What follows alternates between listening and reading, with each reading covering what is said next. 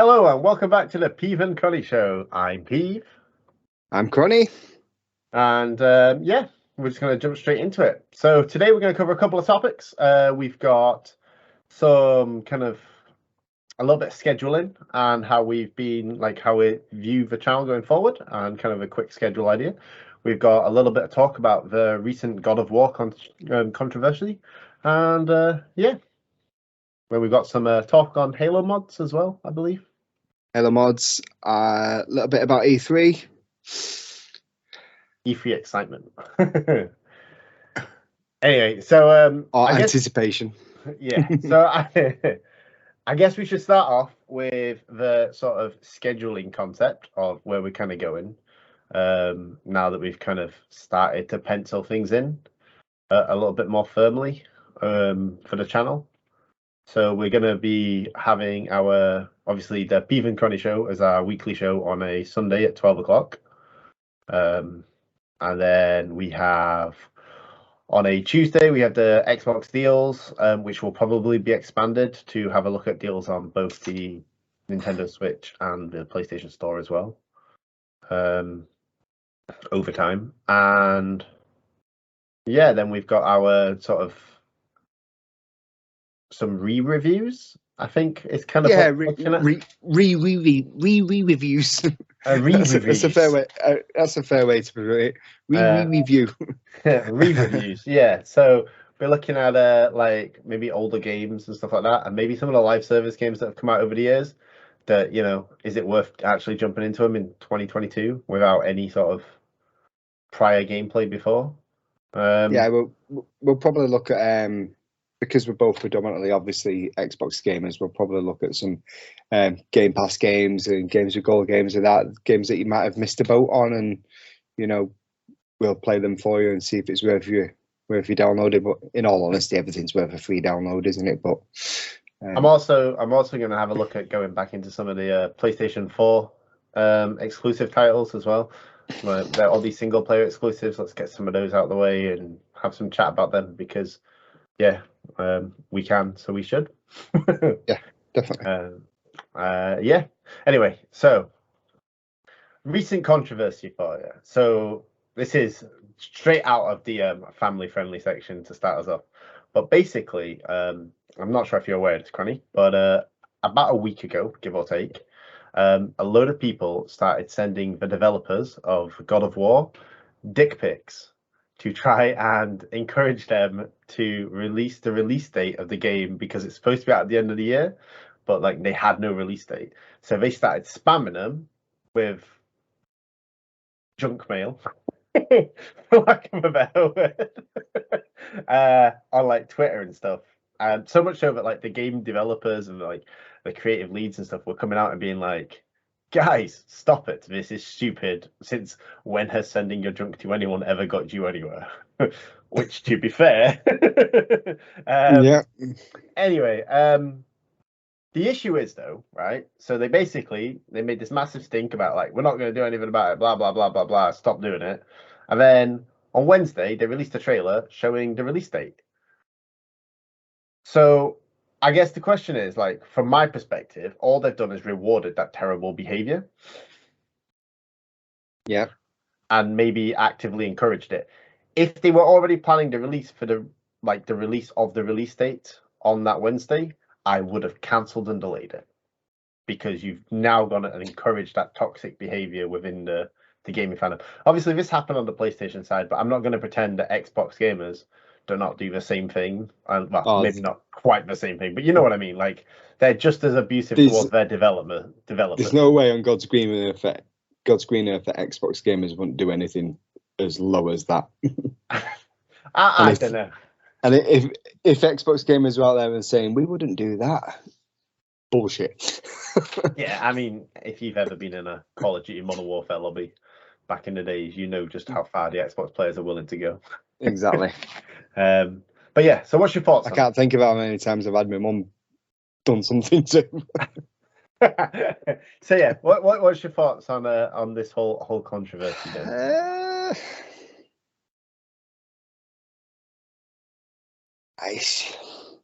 It's just pure idiocy, isn't it? At the end of the day, it does appear that it's pandering to that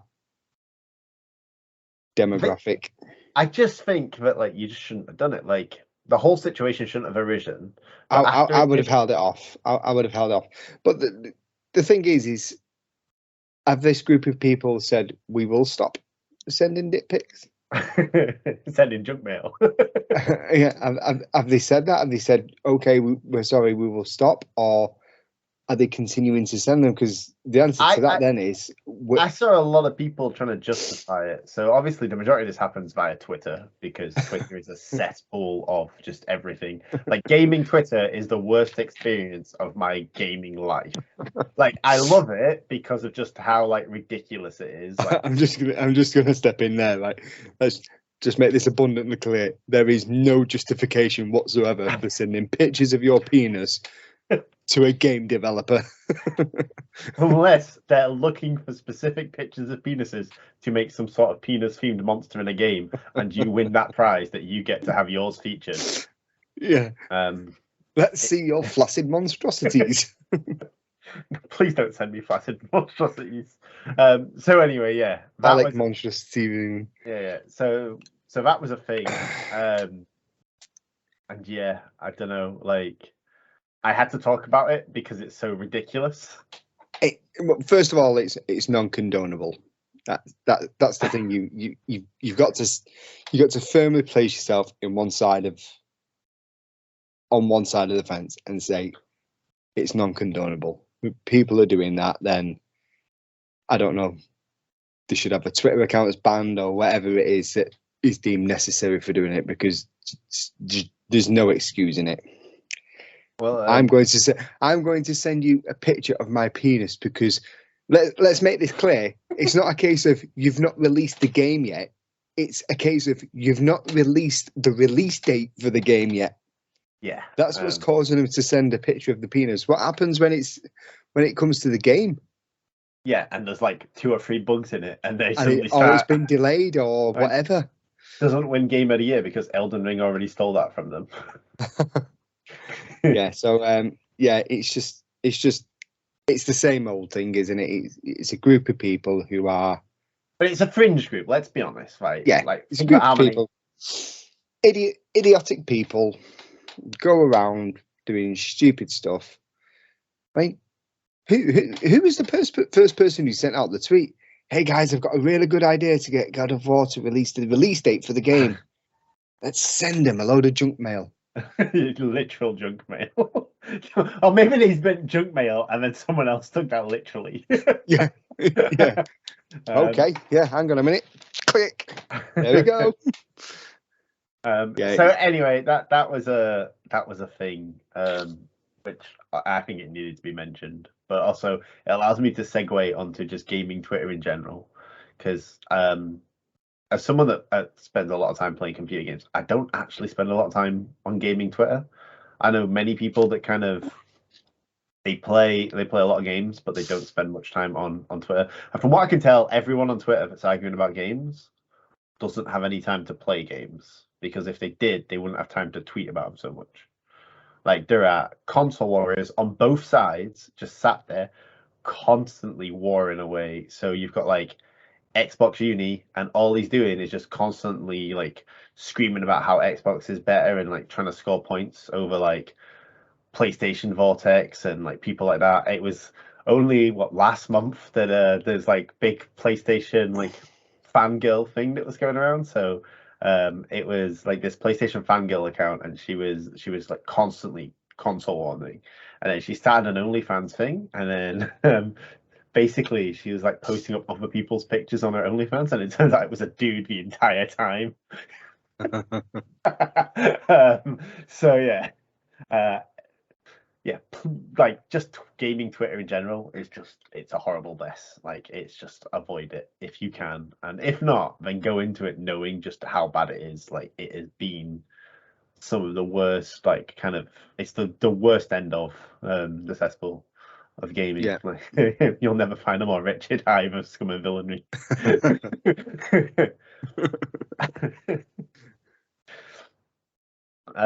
So yeah, except for maybe Facebook. no, because at least on Facebook, like you don't make a Facebook account and stay anonymous. You can make a Twitter account and stay 100% anonymous. But on Facebook, although you can kind of do it, like it's a lot harder to stay anonymous on Facebook. I follow a Facebook group called Evil Skeletor, Grumpy Skeletor. Yeah, but that's a No one Facebook knows group. You know what I mean? Like that. That's No one a knows group. who he is. Yeah, but it's a group. Like it's a page, isn't it, that you can follow as opposed to one person just constantly putting out opinions. Yeah.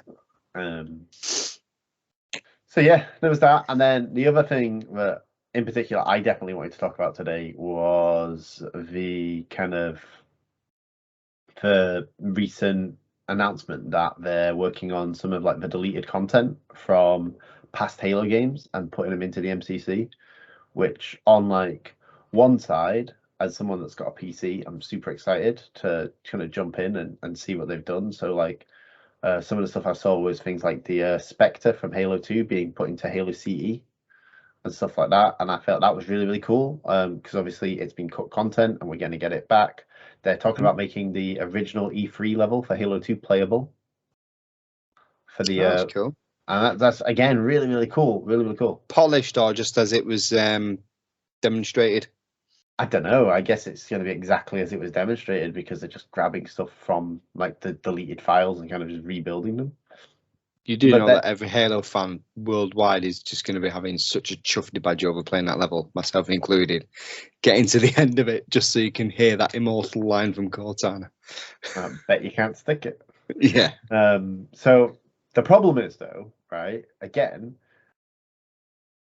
they're only putting it onto PC for now. There's no announcement. There's no plans to put it onto Xbox. And that kind of gets me to this other kind of thing, which is like, why the hell is Microsoft constantly leaving the console behind?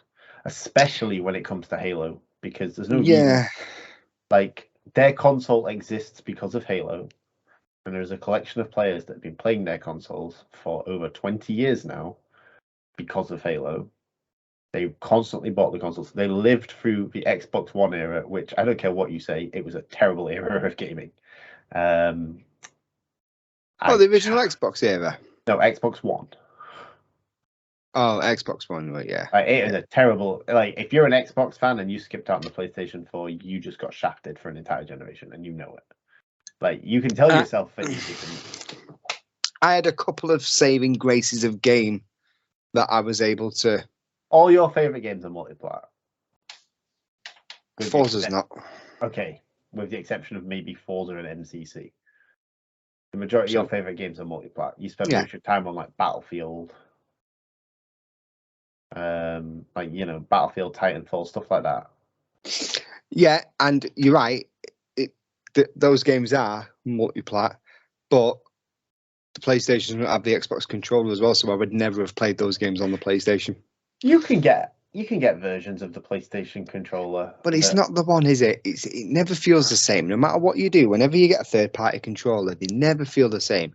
I'd love to know if there is one out there, by the way, which is like replicates the Elite controller or something like that. That's your only complaint is that the thumbstick is like here instead of here.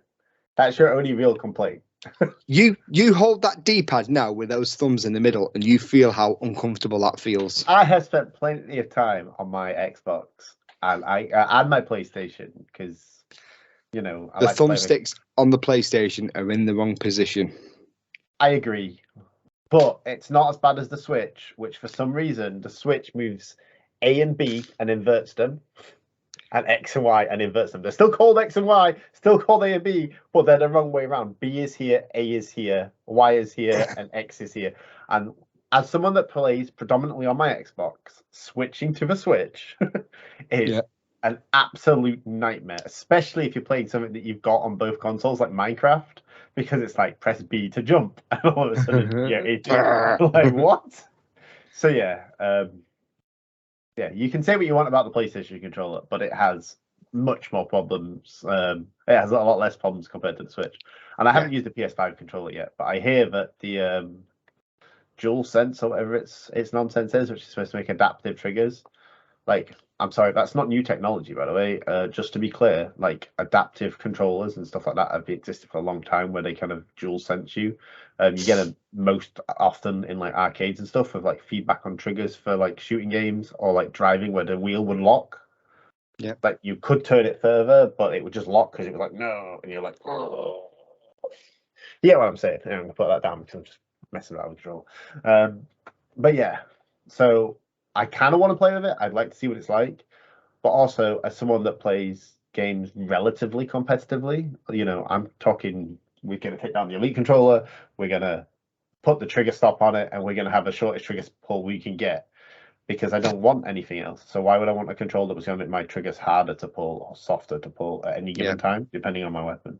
That's not how you like. It's cool for immersion, not so cool if you are playing competitive multiplayer games. But that's all right because the PlayStation doesn't have any. So yeah. Well, we've kind of come off topic anyway, haven't we, with the controller level? But yeah, during that Xbox One period, I had games that I played regular. Yeah, obviously Battlefield is multi-plat and things, but I was playing Forza a lot and those types of games. So I did have games that were first party that kept me occupied.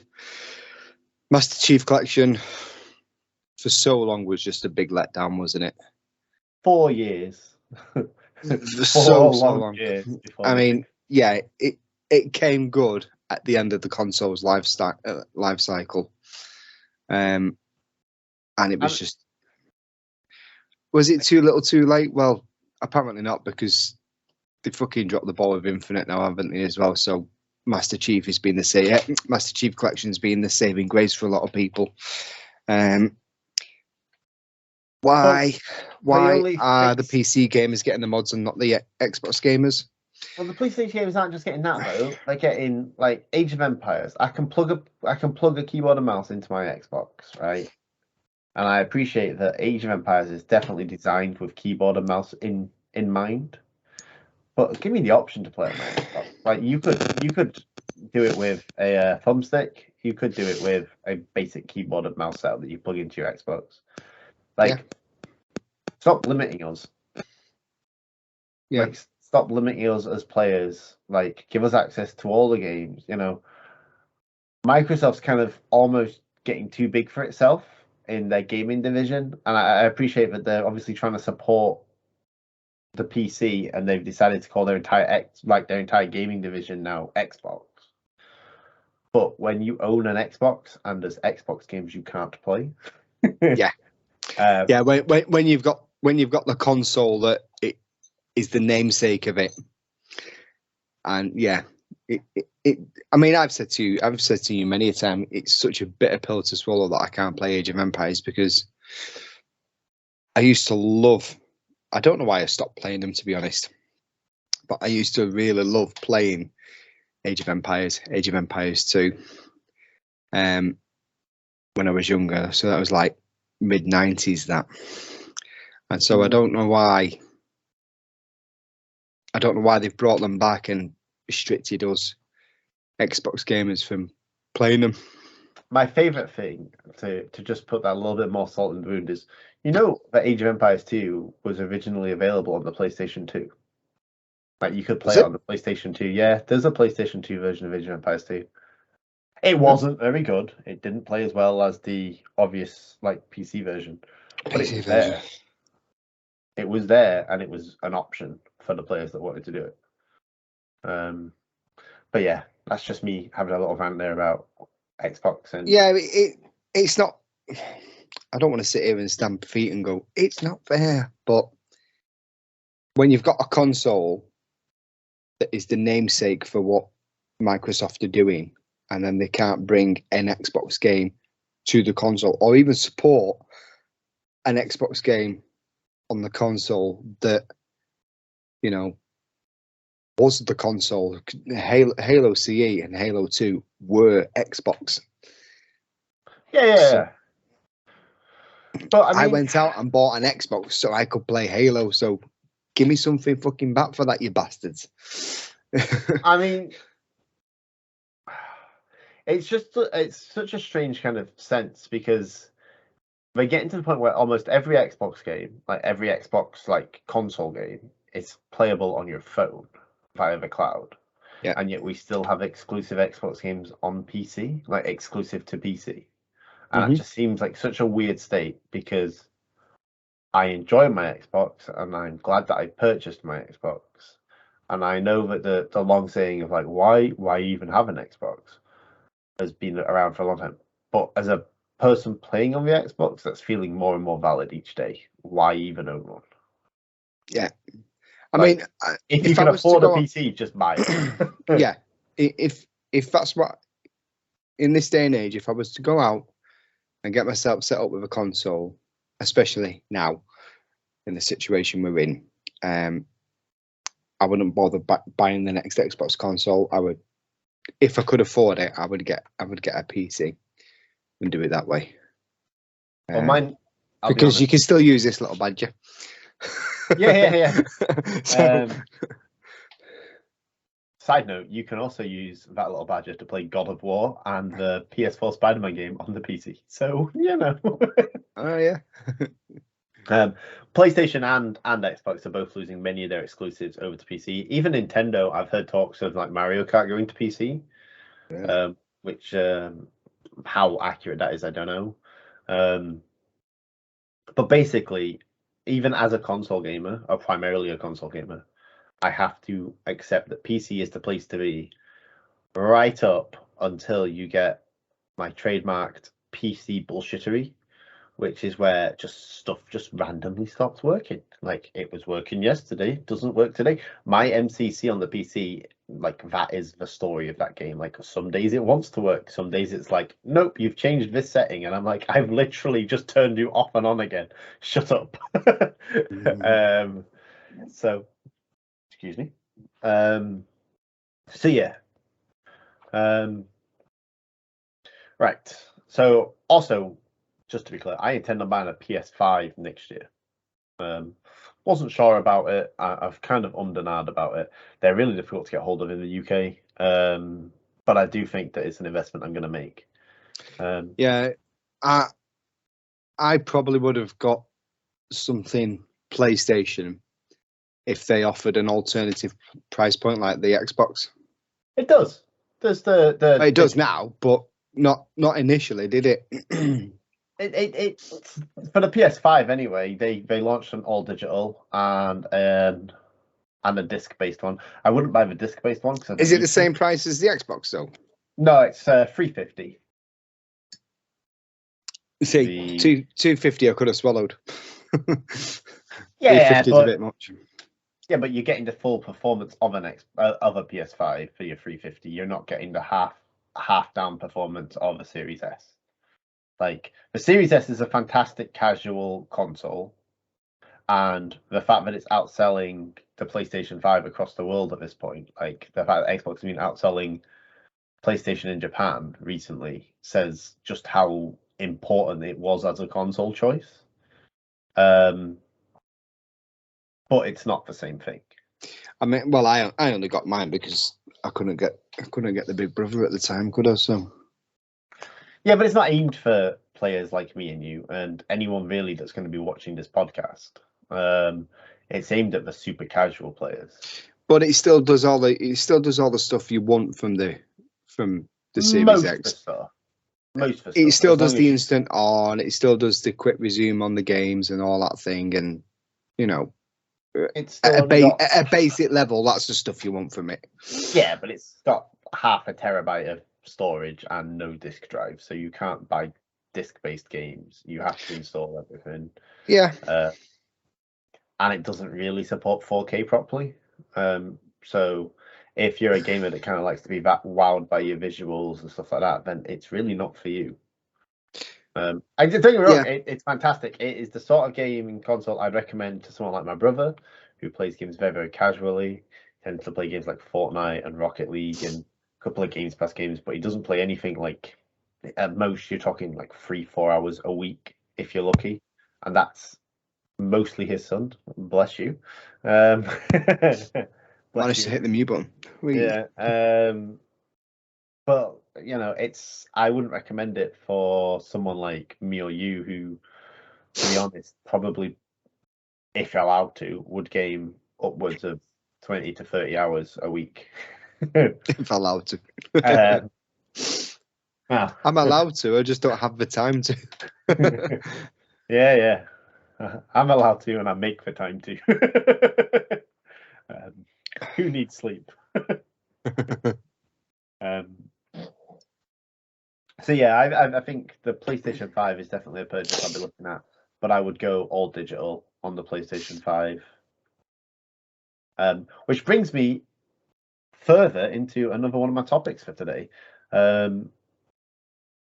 Some PlayStation digital content that was purchased has been made unavailable unavailable to the people that purchase it, like digital content. You can't download it, you can't access it, it's just gone forever.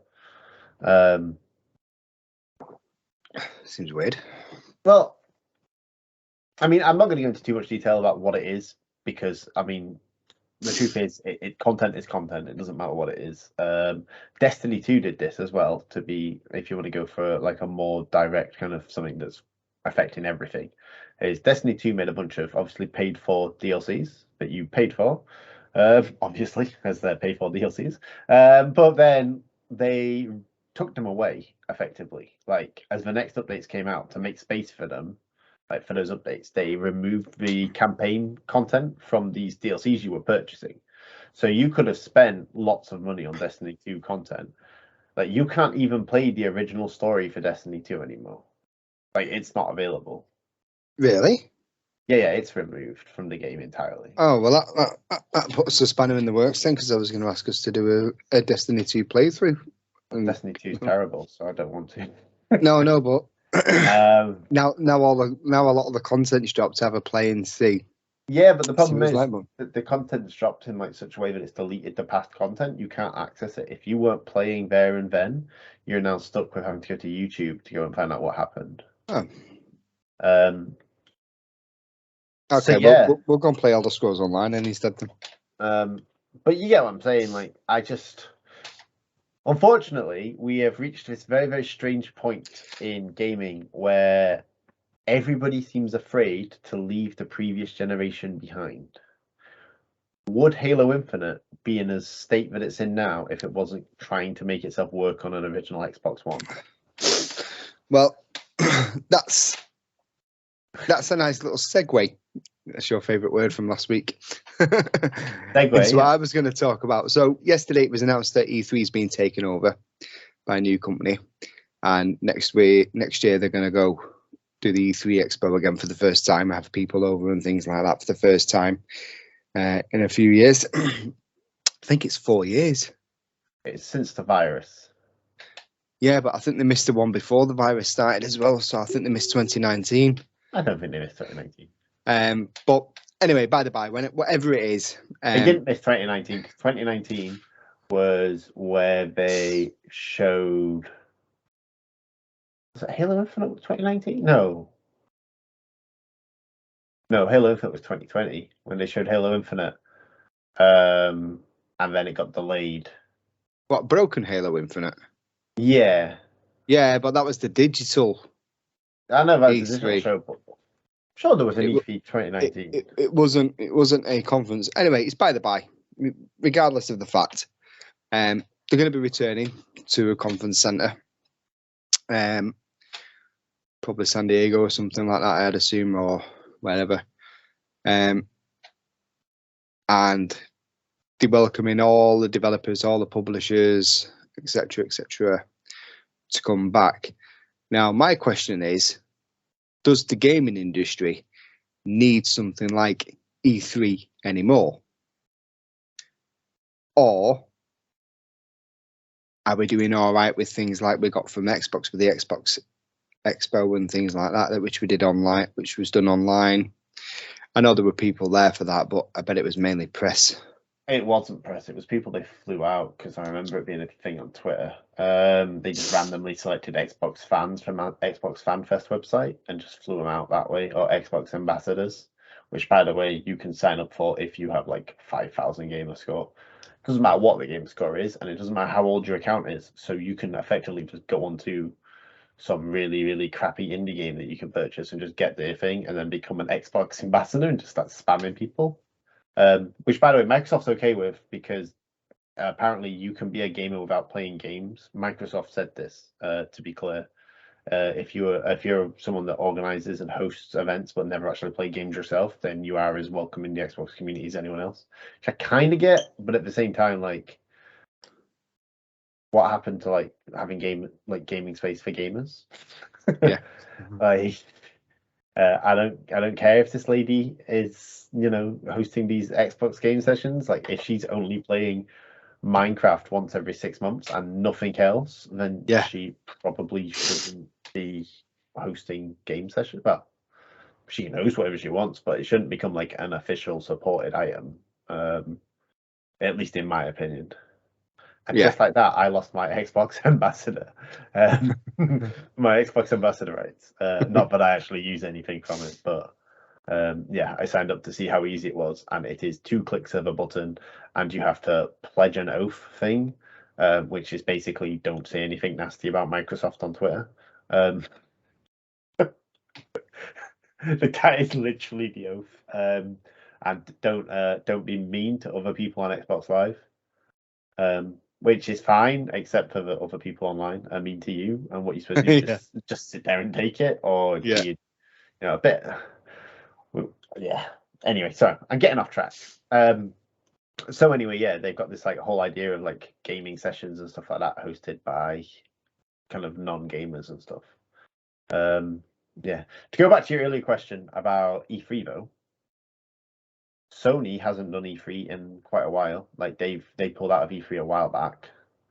Nintendo also stopped doing E3 quite a while ago. Yeah.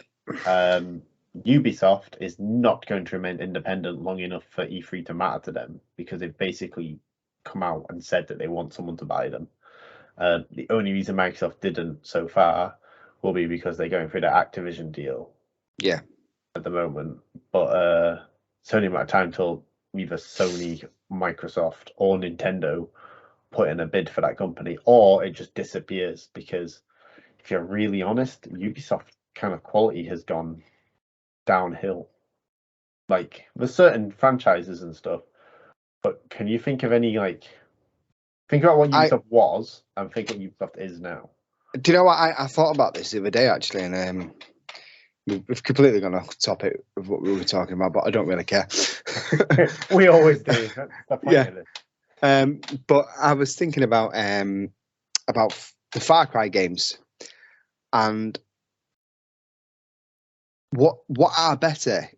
So since Far Cry 1 came out, we've had Far Cry Instinct Predator, and then there was a few other iterations of that on different consoles, but ultimately it was Instinct Predator, which came on the 360, but there was like Far Cry Hunter or something like that it was called on the original Xbox. They had Instincts, and then they had Predator, and then on the 360 it was Instincts Predator. Yeah, but ultimately it was the same game. Yeah. It was just modified for the 360. Then Far Cry 2 didn't have a sub game on it. Yeah, it's the only one not to have a sub game, as far as I'm aware. Far Cry 3 had Blood Dragon. Far Cry 4 had Primal. Yeah, Primal's a weird one because it was basically a full game. It wasn't a sub game in the same sense. But it was still the same map. Yeah. And Far Cry 5 had New Order. And then I'm assuming Far Cry 6 will get something. And I was thinking about it, and for all of those games, I found the sub game or the DLC game or whatever you want to call it, the expansion pack, as it would have been many, many moons ago. I found that version of the game better than the original. And in many instances, it was because you'd get the instincts, the Predator instincts on the Instincts Predator. Far Cry 3, it went all neon and 80s and that type of thing. You had all the dragons coming after you, and that stylized. Yeah, Far Cry 5, there was no actual speech in that, and it was all hunter weapons with spears and bow and arrows. And Far Cry Primal, you mean? Far Cry Primal, yeah. It was all hunter weapons, spears and things, and that had instincts on it as well, because you snorted some sort of flower, I think, something like that. It's not them flowers. And then that's how you get it on Far Cry 5 as well. You snort the flower. You go up to the tree, don't you? Yeah, on New Order. Dawn. New Dawn, that's it. New Order. New Dawn. And yeah, so all of the games from Far Cry, the expansion packs are better than the original game, in my opinion. Obviously, other people will have different opinions. I think it'd be interesting. I'd like. That's a bold statement to make. And my challenge to you would be to literally go and play through one, then play through the other. Well, I did. Far Cry 5. Yeah, Far Cry 5's a funny one though, because the actual single player of Far Cry 5 just wasn't that good. Speaking of which, Far Cry 5 is now on Games Pass. But anyway, the single player of Far Cry 5 wasn't that good, and it was also kind of like, I don't know. It's a little bit. It's a bit of a strange one. If they had made Far Cry 5 but changed their religious cult to any other religion, there would have been mass outcry. Any other religion other than Christianity? Yes. Or should I say the facade of Christianity? Yeah. There would have been a mass outcry. But the idea of shooting the crazy hick Christians was fine. Yeah. I don't really care one way or the other personally, but I just thought it was a bit of a strange one. But it was really allowed to exist in its state. Because if you'd had that as shoot the crazy hick, Buddha, or the crazy hick Muslim, or do you know what I mean? Like this. I mean, I guess there's hundreds of games like that. Yeah, you see that for you see that for every walk of life in gaming, though, don't you? So like, there's probably countless games out there where the Russians or the Chinese have been portrayed to be the bad guy, and the Russian army, they're going to come and bomb, and well, they have done recently, but you shouldn't joke about that. But yeah, so the Russians and the Chinese and things like that. Yeah, but if you were to flip that the other way around and say it was the Americans that were bad guys, for example, or the British that were bad guys, there would probably be uproar on it, because Western society doesn't do that. But I guess it depends where the game's made. Like, the thing is, like, as Western gamers, we tend to play a lot of Western-based games. Like, I'm not a huge Japanese game fan, which is probably why me and Nintendo don't get on too well. Yeah. But like, if I had to pick an RPG to play, I'm gonna pick something from Bethesda rather than a Final Fantasy game, because I prefer my Western games. So yeah, I don't know. Like, I guess that might be something to do with the culture of where the games are built. That being said, I know you're not the biggest Call of Duty fan, but Call of Duty Vanguard, which was set in World War II, you had two teams in the multiplayer. So you could pick any operator you wanted, and you would play as that operator no matter which team you were on. And there would be your team and enemy team.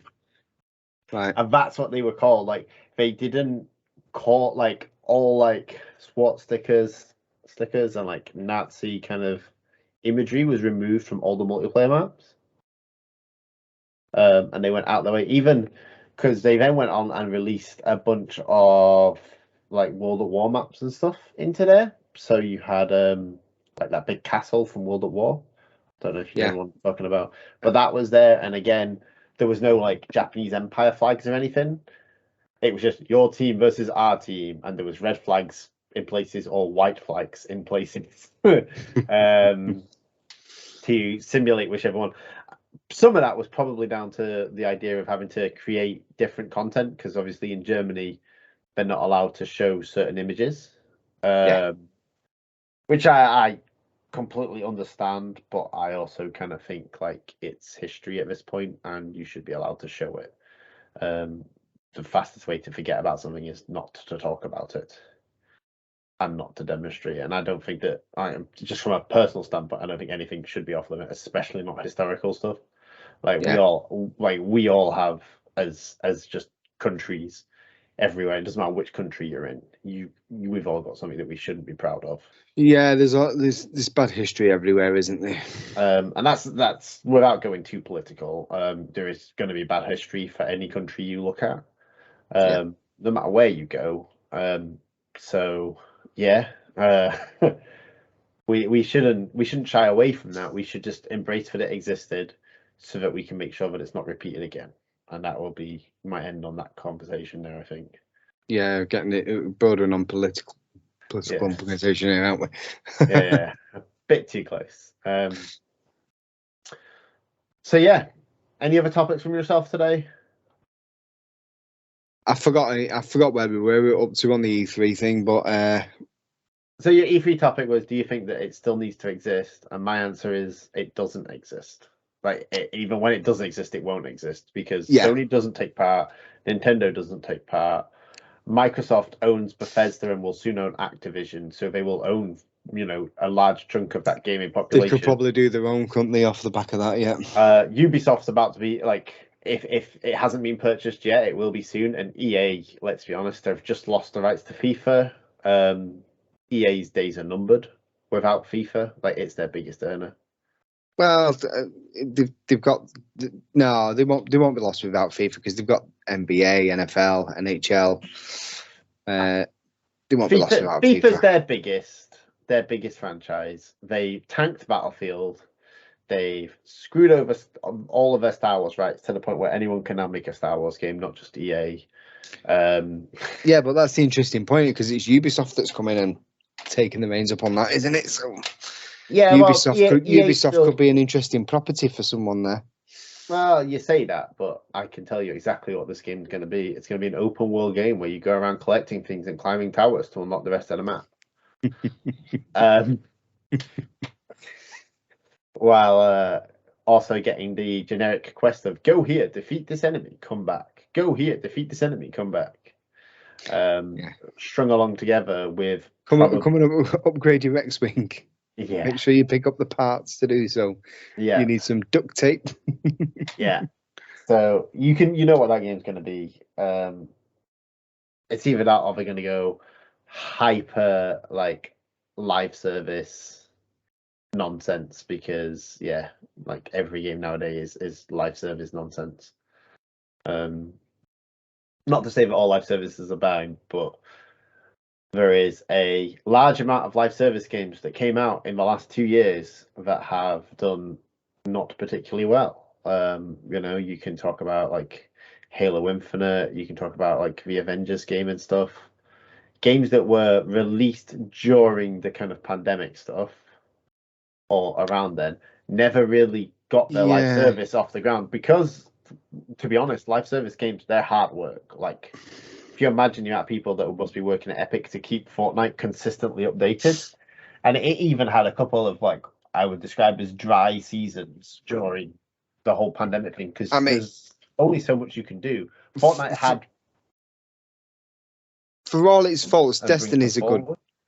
Sorry, you cut out a bit then there, so I thought. Yeah. For all its faults, Destiny 2 is probably a good benchmark for that in terms of AAA title. Although they've taken stuff away, they do keep bringing stuff to the table. And you know it's coming. So, I disagree because Destiny 2 charges you for that content. Yeah, it does. If you look at something like Fortnite or Warzone or games like that, they don't charge you for the content. So they're probably better examples of a good live service game. Yeah. The thing that Fortnite and those games had that worked for them was that during, the pandemic and stuff, their live services didn't have to struggle because they had a wealth of content in the past that they could draw upon. So, for example, there's guns in Fortnite that were in Season 1 that never reappeared. Yeah. So when they're struggling for development and they're like, oh no, how are we going to get something else into this? Oh, I know, we'll just give them the grappling hook, or we'll give them the boom bow, or we'll just pick a weapon from past Fortnite and then just bring it forward. Whereas games like Avengers and Halo Infinite are having to work with this kind of, I don't want to call it post-COVID, because it's like this very weird state now where a lot of like specifically game developers are still working from home. I hope that eventually we get past that and that we can just get to people back in the studio. But I think some people decided it was better for their work-life balance. Yeah, there's a lot of that. Which fair is, play to him. Like it's fair, but it doesn't work when you're trying to keep something like a live service game running. Yeah. Which is, I think, where like things like Avengers has fallen short. We're talking, Avengers came out in what, 2020? We're now 2022. The game has launched 5 new characters since launch, with Hawkeye and Kate Bishop, which, although have similar skills, they have their own characters and came with their own campaigns. Then we had War for Wakanda with Black Panther. Then we had Spider-Man, which unfortunately was linked to PlayStation and only PlayStation. Didn't come with any story content because it was linked to PlayStation. Yeah. And so they couldn't progress the story, so they just introduced this character, which then made every other platform just have this massive dry spell of content. From War of Wakanda to about 2 weeks ago, they introduced Jane Foster as the Mighty Four. And like that's cool that they've added all those characters, but the time that it's taken them, like that's 5 characters across 2.5 years, and 2 of them didn't really come with any story content. Yeah. It kind of brings into question the how much of that was affected by them having to work through COVID. Like the stuff that we're getting now, like with Halo Infinite and stuff like that, like Halo Infinite 6-month seasons, are they caused by the delay of not having people in the studio?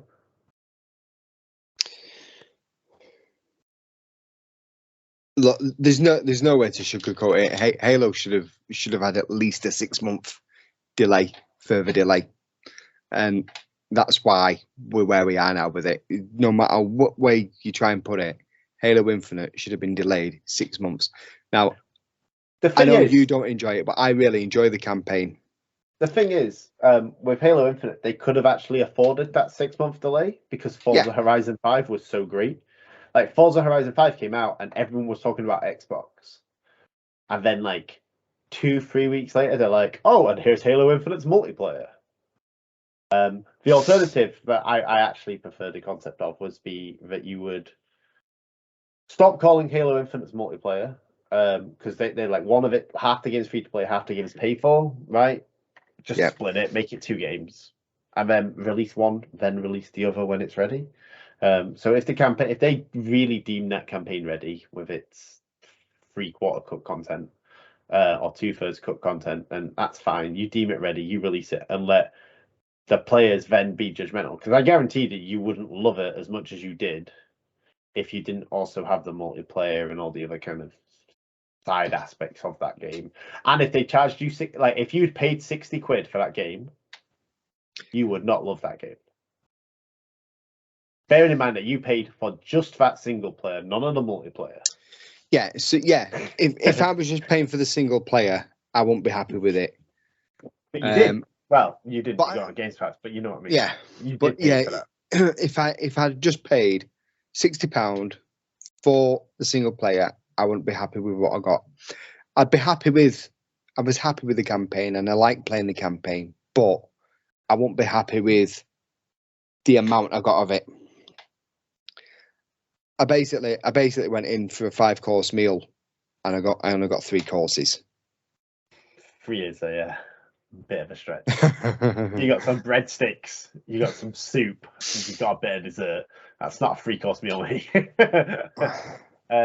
Well, that's the other thing. So recent storyboard. I said 5-course meal, and I only got 3 courses. Yeah, exactly. Recent storyboard footage just came out. From like the very, very first kind of cutscenes built for Halo Infinite. They were I've seen that in the cave. Yep, and they were made in 2018. Halo Infinite launched in 2021, having had a full year's delay over their original thing. Did they really genuinely believe they were making Halo Infinite in 2 years? I don't know if that was just an announced trailer that's been released that they cut, because I've seen footage of the game in development in 2018, and when it was a hero shooter. The state it's in, it looks like Minecraft. Yeah. The state it's in at 2018, it was like bare bones. We have only just started making this game, and you could see it, you know. But they were still, that's what I'm saying. In 2018, they started making this game effectively, and they still had the gall and the kind of like assumption they were going to release in 2020. So much so that they put together all the marketing stuff. They put together, like, you buy your Series X and Master Chief was on the box. Like, they really expected it to launch alongside the Series S Series S and X at that point. Mm-hmm. After starting work in 2018, there was no way that game would ever, in that state, live up to fans' expectations. Yeah, and not for the scale that they were hoping to go for, which fell short. And we talk about this 10-year cycle. Unfortunately, what should be now should be the resurgence of Halo and the opportunity for Halo players to feel sort of revived and be really, really, like, this should be the year of Halo, especially with Call of Duty and Battlefield both missing their targets. Like, they both shot their shot and missed. So Halo Infinite now, this should be the year of Halo. Yeah. Should be. Having said that, they did the TV series, which I'll be honest, I haven't watched, so I'm not going to comment on it. But I have watched. I am in a more than good enough position to comment on the TV series.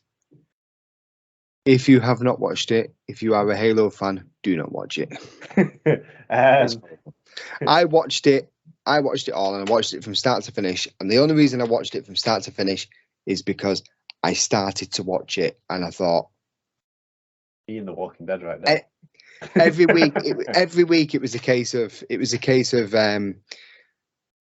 I'll just try it again next week because something might happen. And then it got to the mid-season point, and something kind of did happen. It's like, right, might kick on from here now, and yeah, it's terrible. And there's a big scenario in it that happens. Well, first and foremost, I'm not going to be spoiling this for anyone, but Master Chief takes his helmet off. That's the one. Yeah, that's the first failing. In fact, I would probably say over all the episodes of that series. They were so sure that was going to be a bad idea that they came out preemptively before the season aired and said that with a statement as to why. Yeah. So they knew it was a bad choice before they did it. And yeah. So I would say over the course of the whole series, in fact, it's not even a guess, it's a fact. Master Chief, Spartan 117, John, has his helmet off more than he has it on in the whole series. I think Spartan 117, Jim, was actually the guy that was in that film. Yeah, Jim. They were in the Jim timeline. Anyway. There's something else I noticed about it actually as well. Actually, it only dawned on me the other day. He's got a bit of a tan. He's not fully tan. It's from not wearing his helmet.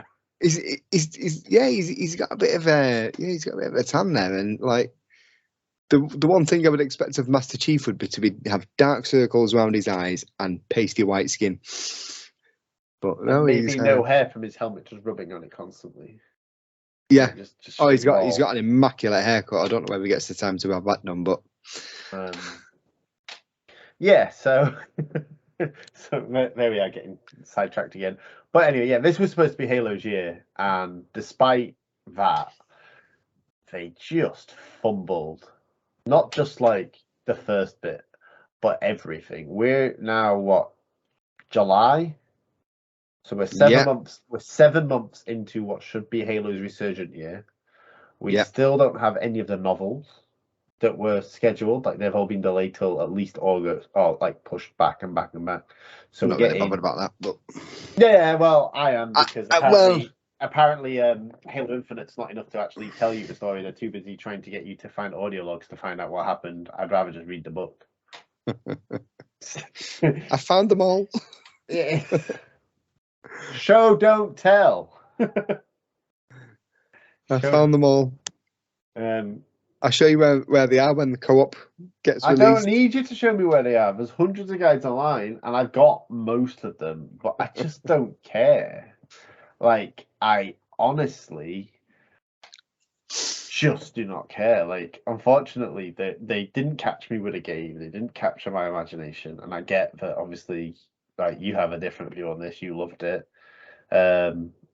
But as I said last week, I have no intention of playing through the campaign again on co-op, other than maybe to make kind of a silly video for the channel. It's nothing. I'm not excited to go through and do it. Okay, right.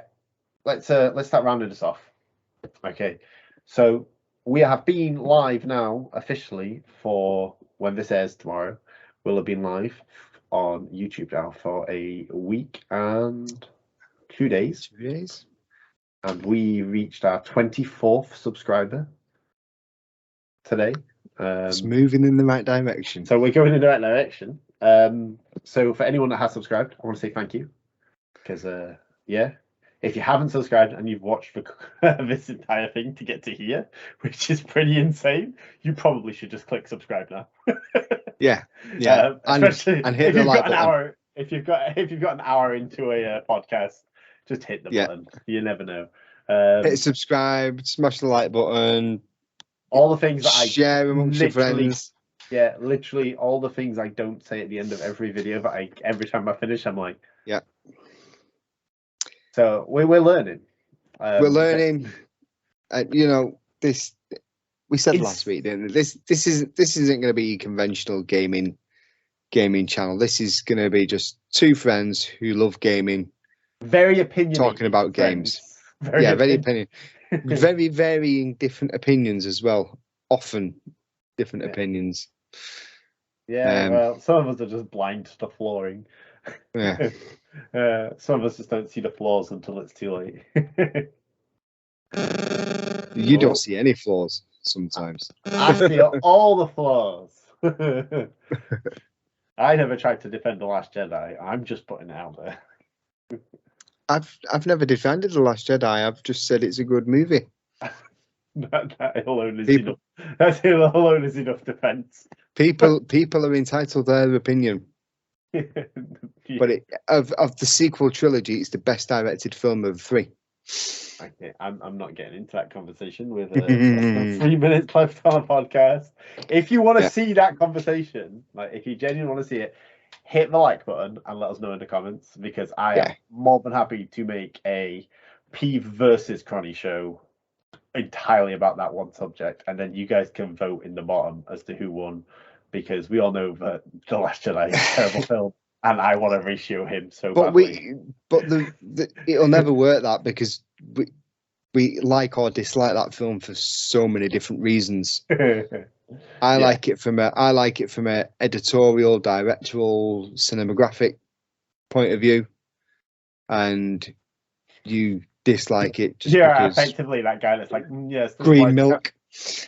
You are literally that guy that's like, oh yes, this white canvas makes me think of the snow. That's you, and I'm like, it's a piece of white canvas, go away. No, it's not like it's there's lots of different reasons.